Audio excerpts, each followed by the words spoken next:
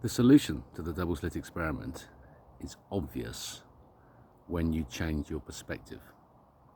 It's simply that you're looking at it wrong. Your perspective is wrong. You need to change it in terms of what's moving.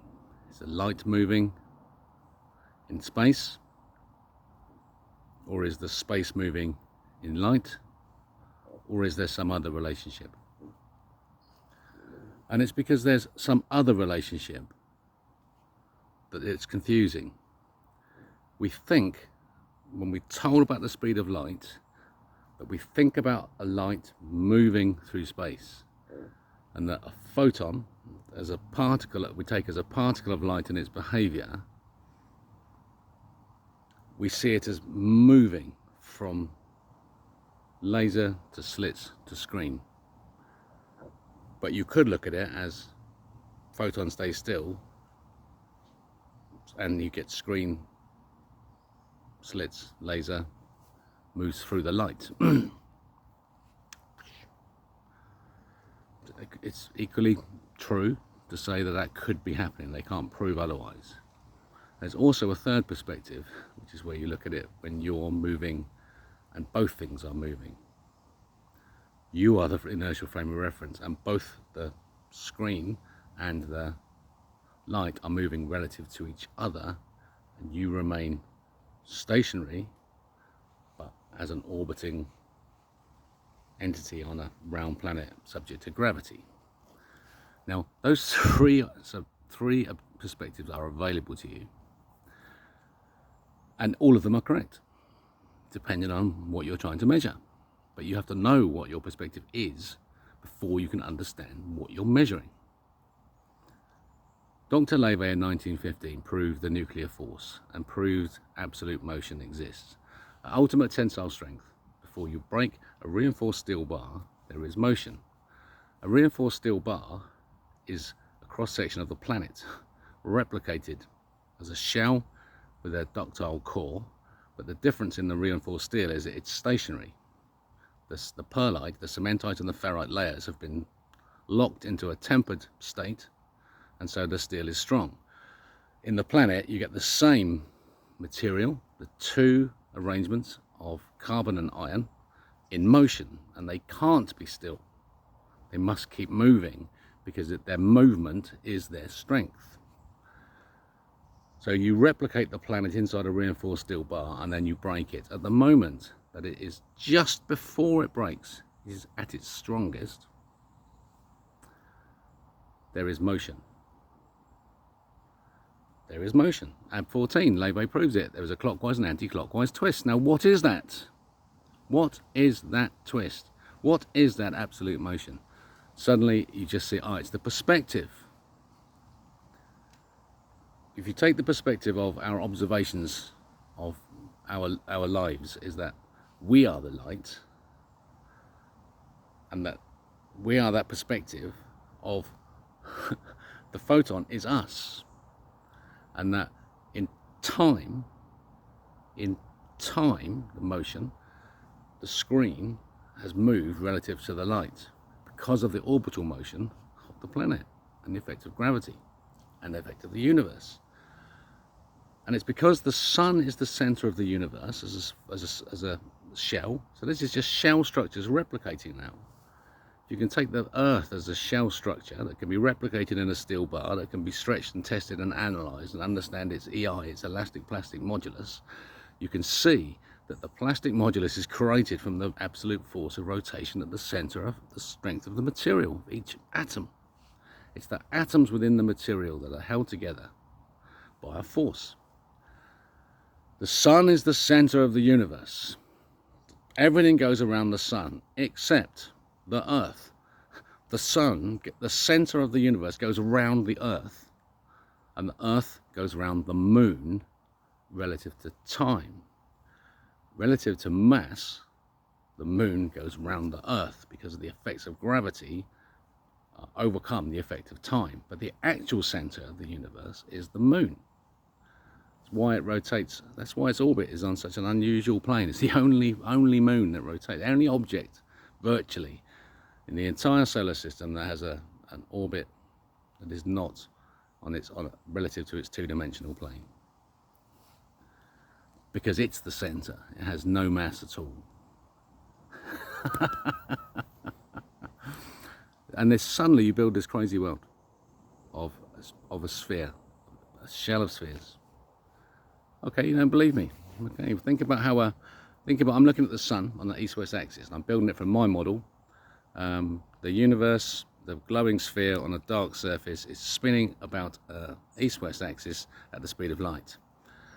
It's because it's spinning, it's trying to expand. Because it's expanding, it has a limit to how fast it can expand. That limit is the elastic response of the space through which it moves, and therefore the surface it gets to a certain size, the surface turns inside out through a 720 twist, and that the force on the outside is greater than the force on the inside, so that because the difference in surface area of the inside of a sphere to the outside of a sphere, and therefore there is a contractive and attractive force creating the gravity. That sits at the center of the universe. That model just gets built, building out from here. As the light collapses, the energy of the light collapses. I've got a spinning sphere, energy of light about to collapse. It pops like this. The lower hemisphere pops, and for a moment you have half light and half dark sphere rotating at the speed of light. The next motion it does is that the light folds in on itself towards the one end of the axis, the weakest end, and there's a directional flow, and it's caused by the tilt of the Z plane of the rotating nuclear force, the fine structure constant, 137 arc seconds from the x-axis, but there's a bit of wobble in it. It should be perfect at 137. The fact that it isn't shows that it's wrong, it's out of whack.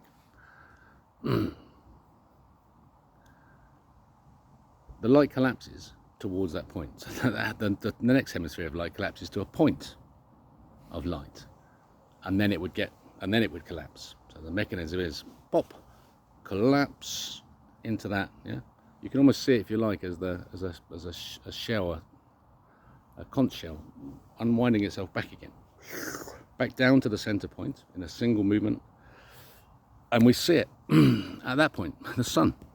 So we see the moon as the reflecting as the half pop, because it's us. The Earth is actually only half lit because we make the light. The light goes the other way, comes out. So the Earth is only half lit. The moon reflects what we do, and we see the point of light, collapsing light, at the point of the sun. That light has arrived there via the whole sphere, and we fill the whole sphere, and in each beat of a moment it collapses to that shape where we see it. And so you can see that it's all time gradients because that happens really fast, a bubble bursting. A bubble the size of the orbit of the sun to us is huge. It takes some time. If the Earth can complete an orbit before that thing pops, then it will keep going. It just repeats the same moment.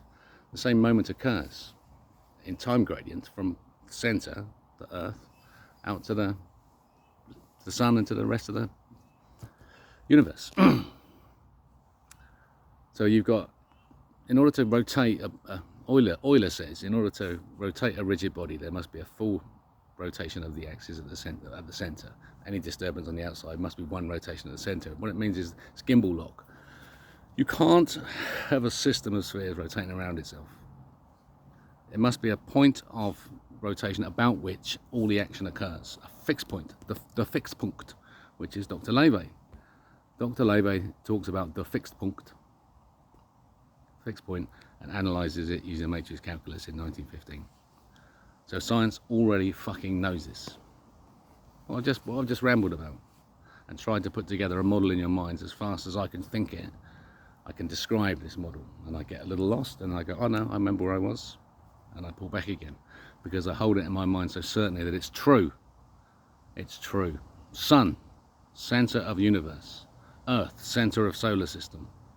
2 points rotating around each other with a three-body problem: the moon, the actual center, but it has no mass.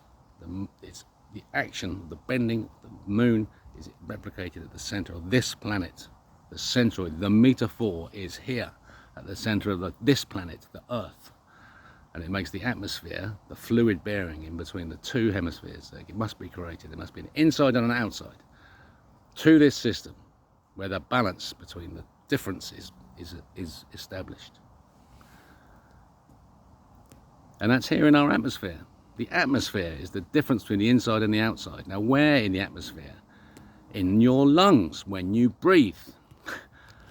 Think about this. Your matter, the air you breathe, is air. It's a different thing. It's energy. You breathe energy. When you breathe, you get energy. When you drink water, you get energy. There's a dimensional divide there on the alveoli over the lungs. There's a surfactant surface that the body creates around the alveoli of the lung, which creates a different surface tension as you breathe. It enables the oxygen that you have. The surface turns inside out, which is the motion that we described of light. The surface of that energy turns inside out. It's so delicately balanced. It takes nothing to just pop it inside you, and then that vibration goes into yourself. It's a pulse. Goes into that water, into that surface tension, carrying the force. There's a rotating yin-yang of forces on the surface of that alveoli that you've created. It gets added to, and there's a beat to it, speed of light. But it's two pulses. As it works its way through the lungs to the heart, through thicker and thicker muscles, it becomes dampened until it gets down to a nice steady boom, boom, boom. Boom. And finally, all that force that's stored up in this incredible system of light is translated into a simple heartbeat.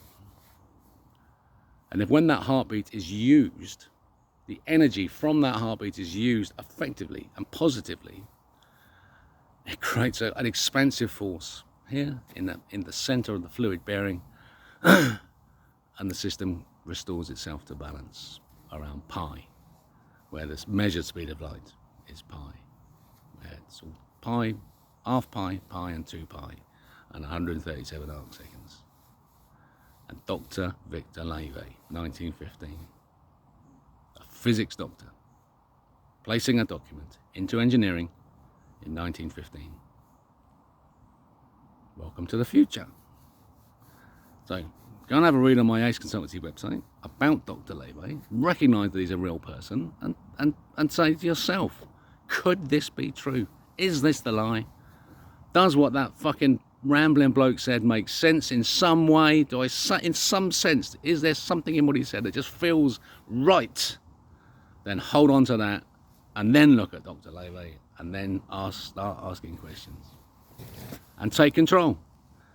Are you moving forwards, or are you moving backwards? Are you taking orders, or are you taking over? Don't be a slave. Don't be a slave.